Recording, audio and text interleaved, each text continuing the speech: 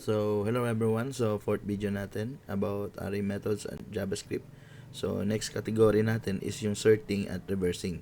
So, dalawa lang to.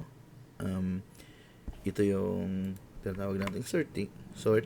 So, it sort the elements of an array in place. Okay? Then, meron naman tayong reverse. So, yung sort is by default ascending ascending order. Okay. So sa JavaScript kasi wala tayong inanong ginagamit na for descending automatically. So reverse is ang ginagawa niya is simple, kahit hindi magka-order yung array natin, basta babaliktarin niya lang yung order. Okay. So let's say meron tayong 513. So pag ginamitan natin ng reverse, magiging 315 siya. Okay? So pero ang pag sort naman, ang mangyari, so magiging 135. Okay, so magkaiba ang purpose nila. Hindi sila magkasalungat, kundi magkaiba sila ng purpose. Okay? Pero since using sort at reverse, pwede tayong gumamit ng pwede natin magawa yung descending using itong dalawa. So mamaya i-explain ko. So proceed tayo sa example. Yan. Sorting and reversing. Ayan. So sort the elements of an array, override the original array. So, search element as string in alphabetical and ascending order by default. Okay? So, may example tayo dito. Ito muna is, mamaya na yan. So, ito yung example natin. So, meron tayong numbers dito. 251, 4376. Then, meron tayong fruits. Banana, banaba, orange, apple, mango. Yan. So, ang ginagawa ni kung mapapansin nyo, dinugtong natin yung sort at reverse. So, ang mangyari, magiging descending order siya. Sila parehas. Okay? Isusort muna, then i-reverse. Kung isusort muna natin sila, yan. Ang magiging output natin dito is dapat 1. So, maging 1, 2, 3, 1 to 7. Tama. So, maging 1 to 7. Ito naman is magiging apple, banaba, banana, mango, then orange. Okay? So, pag in-output natin is, yan, 1, 2, 3, 4, 5, 6, apple, banaba, banana, mango, orange.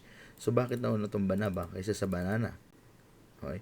Kasi, dito, same sila sa banana. Pero pagdating sa N at B, mas nauna yung B, kaya mas nauna yung banaba. Okay? So, yun tinatawag na may tawag dyan. Nakalimutan ko lang. Let me check. So, yun. Ang tawag sa kanya is, alphabetical order pa rin. Pero, alam ko merong ibang tawag sa kanya about dun. Pero, sige. Basta nauuna, kung magkakaparehas yung ang nagkakatalo na lang sa next value. Okay? Yan. Sa next letter. Wala.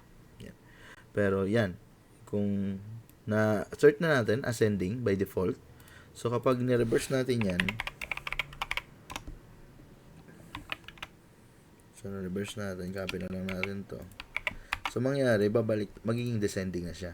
Kasi nga, na-ascend na. So, babalik na rin na lang natin. Magiging na 7, 6, 5, 4, 3, 2, 1, orange, mango, banana, and apple. Okay. So, yun yung isang technique para magkaroon tayo ng descending. Yan. Kung ang sort kasi, ang default niya is ascending, using reverse, pwede natin siyang gawing descending. Okay? So, yun. So, another example. Ito naman sa reverse.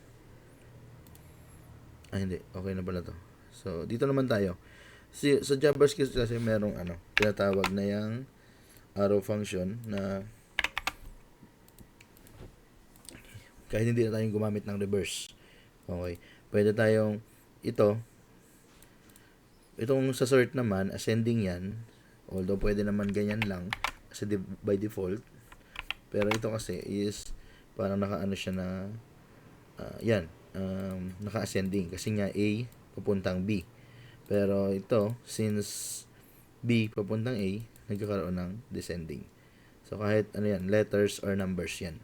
Okay? So, mapapansin nyo, pag in-output natin, magkaparehas lang ata to. Sige, palitan natin to para hindi nga magkalito. So, parehas na 3.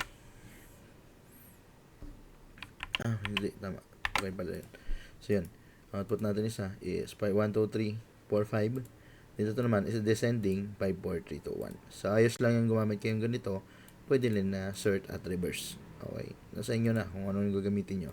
Pero, usually ang ginagamit ng iba is ito since nga nagkakaroon ng problem kapag sa tawag dito sa letters na. Okay? Yan. So, yun ang ating cert and reverse. So, dalawa lang. So, ang next natin sa last video natin is yung isa sa pinaka-komplikado, which is yung iterating at iterating and transforming. Yan. So, i-discuss na natin sa next video yan kasi medyo mahaba tong part na to. Okay? So, yan. See you sa next video.